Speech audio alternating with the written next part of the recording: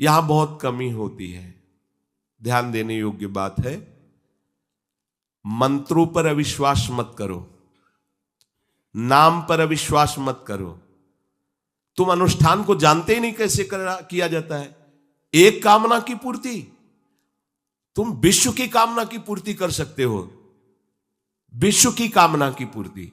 बोले आप क्यों नहीं कर लेते? क्योंकि हम विश्वात्मा की कामना किए हुए हैं, हम विश्व की नहीं। हम जिस बात की कामना किए हुए हैं उसके लिए विश्व का विस्मरण करना है। मन मन की रुचि जान नेह विधि अनुसरें। हम प्रियालाल की मन की बात जानकर उनकी सेवा में रत होना चाहते हैं। नहीं, नाम और मंत्र में इतनी ताकत है, आप उसको समझ नहीं पाएंगे।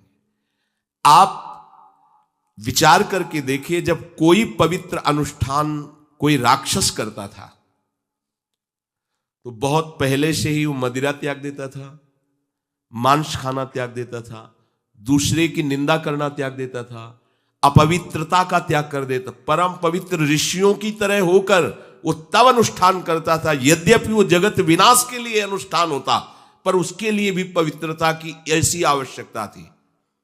अब आप बेविचार करो, शराब पियो, मांस खाओ, गंदे आचरण करो और बोलो हमने राधा राधा कहा लेकिन काम नहीं बना। वो बोल रहे थे कि कितना भी बड़ा संकट हो, फिर बोल रहे हैं।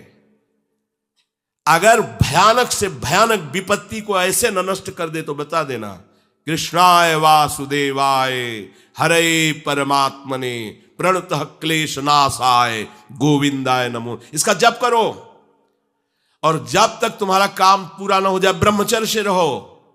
झूठ मत बोलना, मदिरा मत पीना, मांस मत खाना, और ना काम हो जाए तो मैं बताना कि भारी से भारी विपत्ति का नाश करके भगवान श्री कृष्ण का आश्रय उसे ऊंचे उठा देगा, इस जगत की धरा से उठा देगा।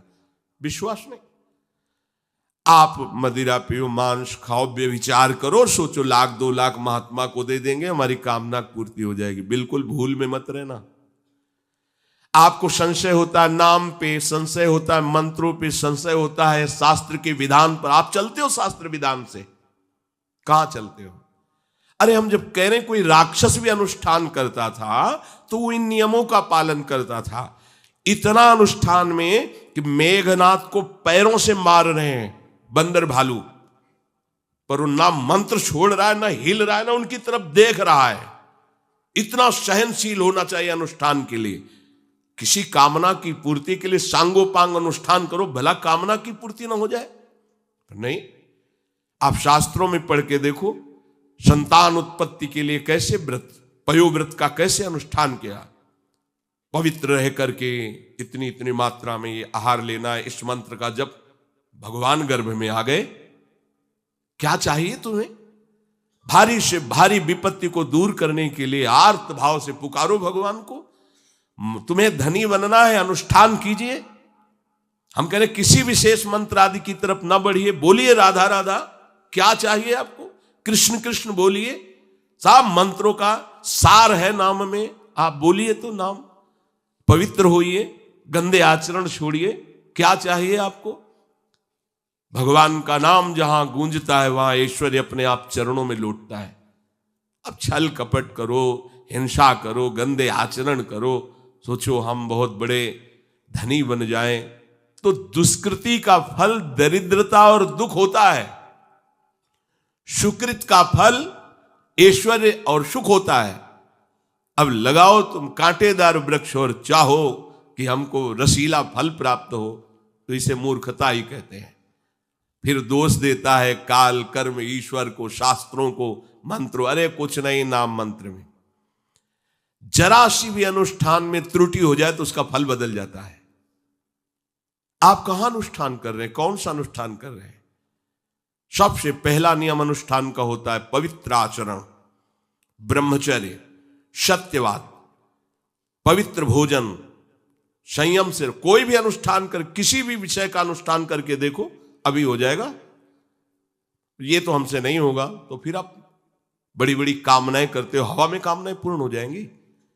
किसी की भी काम, किसी का भी महाबली या तेजस्वी पुत्र पैदा हुआ, उसको देखो कैसे रहा है, उसकी माता पिता कैसे आचरण किए हैं। 10,000 वर्ष तक भगवान श्री हरि में मन लगाकर निरंतर मंत्र जपने पर कश्यप और विंता जी ने भगवान गरुण जी को प्रकट किया। भगवान गरुण जी श्री हरि के वाहन, प्रथम पुत्र अरुण जी जो सूर्य के सामने बैठे हुए हैं, सारथी बने 10,000 वर्ष। करदम जी भारी तपस्या करके पत्नी प्राप्त कर रहे हैं, तो भगवान स्वयं कपिल देव जी के रूप में अवतार ले रहे हैं। बिना भजन के, बिना पवित्रता के, बस कामनाओं की पूर्ति, हवा में कामनाओं की पूर्ति हो जाएगी। मनमानी आचरण, कुछ नींबू काट दो, उसमें सिंदूर रख दो, या कलावा बांध दो, या अंगूठी बांध लो, या जंतुर मंतुर बांध लो, भस्म, इनसे कुछ होगा? कुछ नहीं होगा। राधा राधा राधा राधा राधा, जो कर चाहोगे हो जाए, पर पवित्र आचरण, साथ में पवित्र आचरण हो। एक किसान भी अन्न बोता है तो खेती को तैयार करता है। आपको अपने हृदय की भूमि तैयार करनी होगी। कामना पूर्ति के लिए ऐसे थोड़ी चला जाता है।